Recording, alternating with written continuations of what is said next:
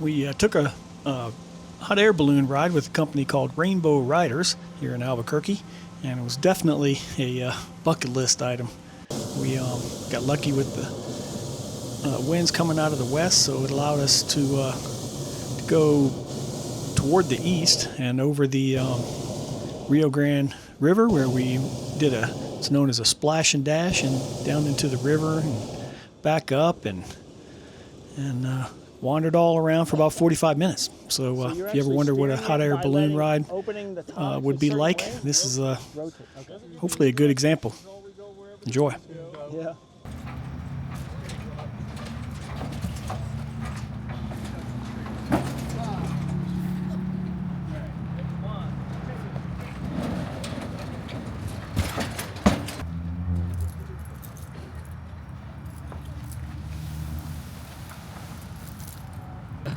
See me hang on the balloon right here? I'll take you around the other side with me.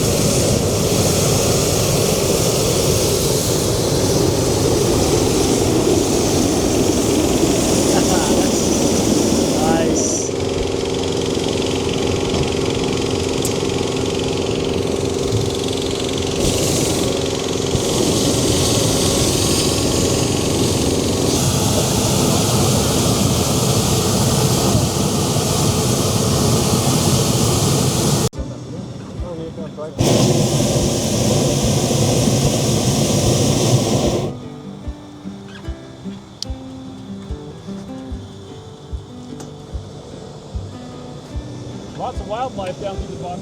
Roadrunners, coyotes, porcupines. As a kid, I thought those were What's that, porcupines? roadrunners. Oh, roadrunners. But you know that it was a cartoon. I can't remember. Yep.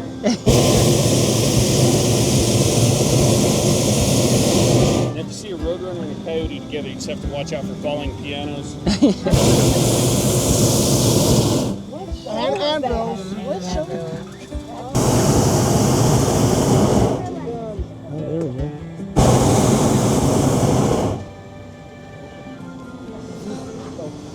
Cool.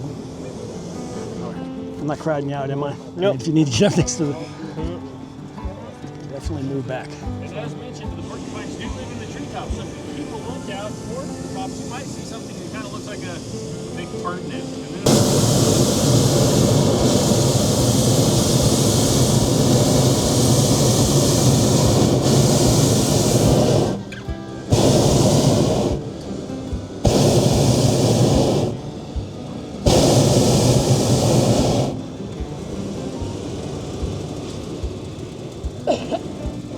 So you're actually steering it by opening the top a certain I way? am rotating. Rotate, okay. Doesn't give me any directional control. We go wherever the winds go. Yeah. Yeah, I can rotate the balloon. So if you want Okay. to turn it clockwise, I just pull on this So rope that- and hold on to it for a minute.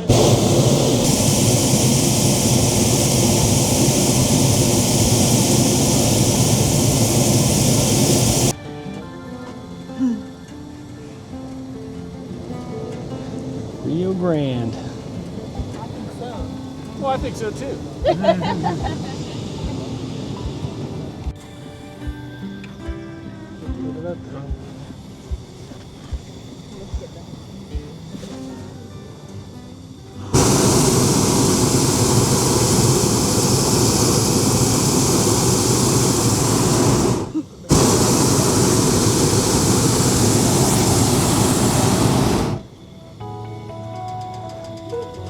In the event of a water landing, flotation devices are located underneath your seat.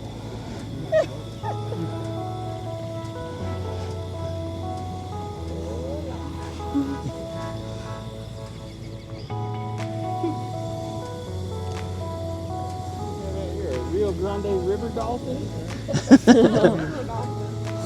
Dead tree.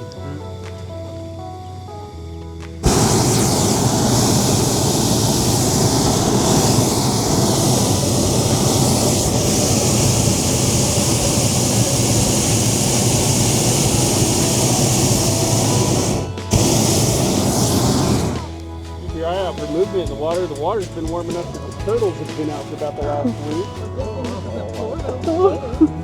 Yeah. Good thing slapped the meat off of the balloon if you had Gator flying down. It's gonna be fun.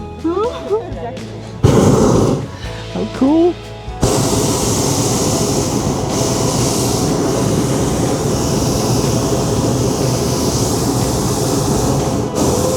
Here comes the splash part of the dash. We got a wake back there. Nice job. Not too bad for my third day, huh?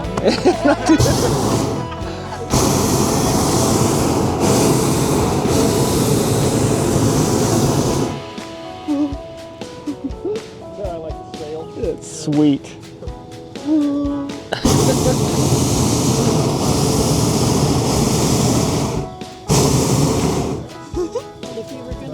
This is how you experience Albuquerque.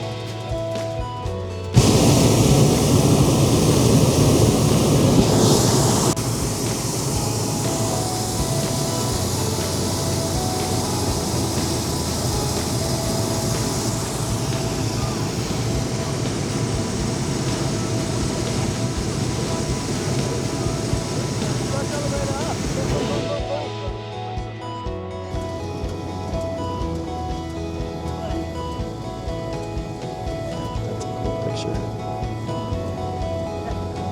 It's just nice to see this much water. That is I so don't think cool. we're going to see a lot of it in the river during the summer, but it looks like it'll at least maintain. Generally, this time of year, it's got quite a bit more water.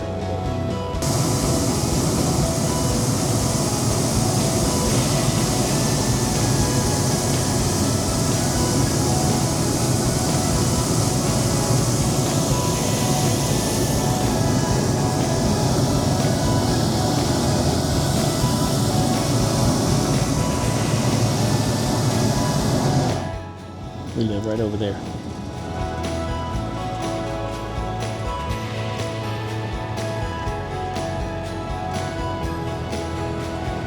Downtown Albuquerque.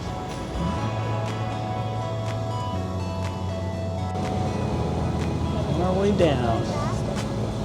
So at this point in our ride, the pilot's looking for an open space to be able to land, and straight ahead there is where we'll be landing here shortly. And they're able to land anywhere that's open and public space especially, but most businesses are really lenient on allowing them to land wherever it's safe.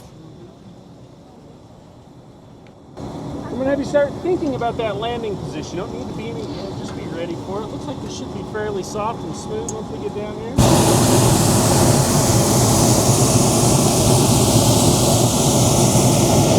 Got a great big set of power lines in front of us that we are going to stay away from. Yes.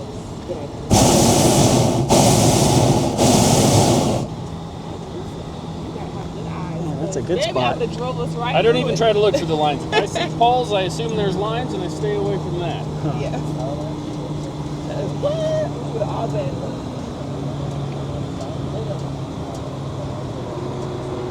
So this is Central? This is Central. Route 66. Yep.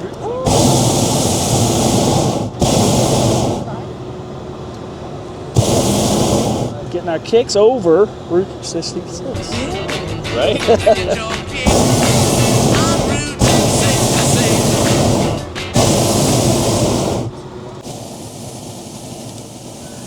So at this point, you can see our chase vehicle entering the roundabout area right there, so that they can get in position to help with the landing and all that entails, which was a very, very eventful landing, as you'll see in just a second.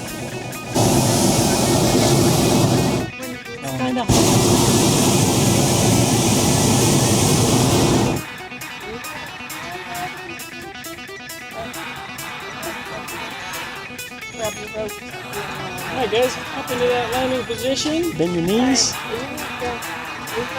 You have to bend them a lot. Just both sides.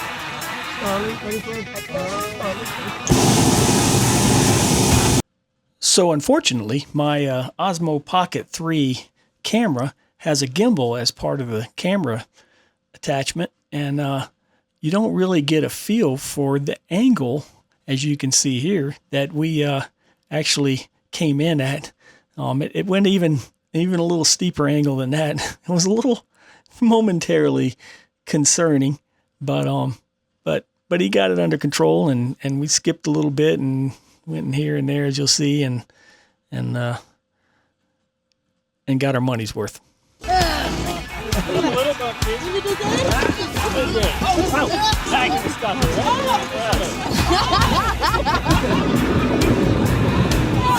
And that's getting your money's worth right there. All right.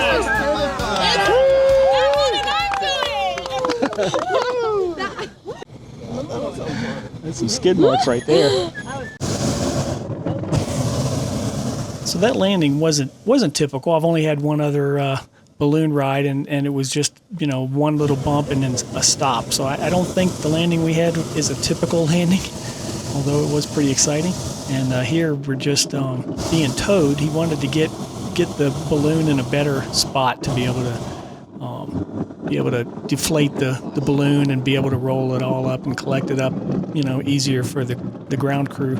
And so we got towed around to another spot and had a little fun doing that. I guess he didn't want to let us out of the balloon when we initially stopped, because then the balloon would be lighter and harder to move around like this. So we got to ride around and get towed to a better spot.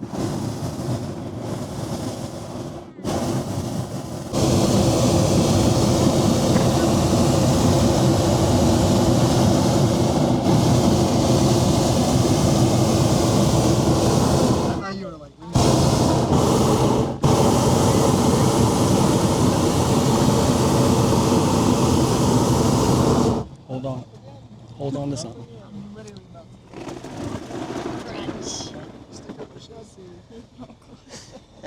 Take the trailer for a flight.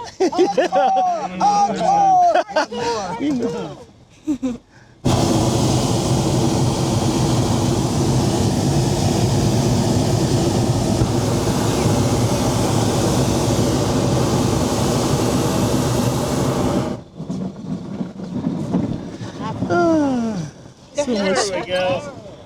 That'll work a little better. All right, here we go. Oh wow, that's pretty. Here's Batman. Oh yeah. Here. Wow. Oh yeah, that's good. Oh yeah. And just like that, all that hot air comes out, and 800 pounds of fabric will come back down. All right, folks, pretty sure it's not going anywhere now. You are welcome to start making your way out. You're going to climb out on the end, same way you got in. Be right there in just a second to give you a hand if you need.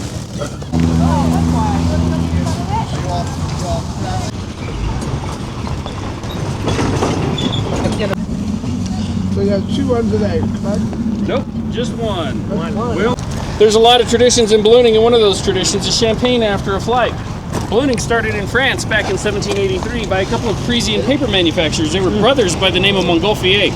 They're sitting around a campfire one night, and they get to noticing that the ash from the fire would get into the smoke and it would cause it to fly up into the sky. So as they got to watching this, they got to thinking and drinking, but they got to thinking that if they could build some sort of an apparatus that would hold a bunch of smoke, they too could ascend into the heavens and achieve man's long-held dream of flight.